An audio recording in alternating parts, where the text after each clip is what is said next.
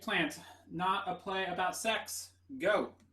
I was supposed to fly to Italy for work at the beginning of March, and I was really excited because I hadn't been back in 2 years. I had this perfect plan where I would fly for this conference, then take a few days off to see some friends, then go to my hometown and work remotely from there for a couple of weeks to stay with my family. None of this happened.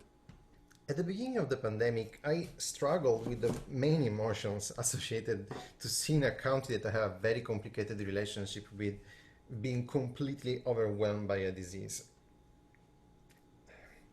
I left Italy 11 years ago, and for the longest time, I thought I would never, ever move back.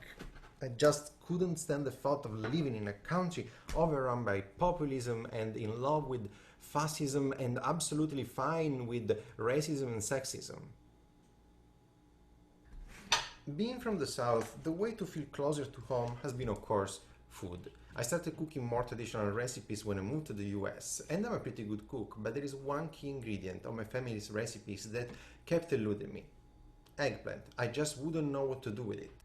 But it's 2020, the world is on fire, and my farm share keeps on giving me eggplants, so I retrieved all the recipes, channeled the southern Italian in me, and incredibly enough, I managed to conjure vegetarian eggplant meatballs that really do look and taste like the ones my aunt used to cook for her holiday meals. I eat them, and suddenly my grandparents are alive. The room is loud with voices speaking in my dialect, and the table in front of me is full of the flavors I grew up with. Some days, it's good enough.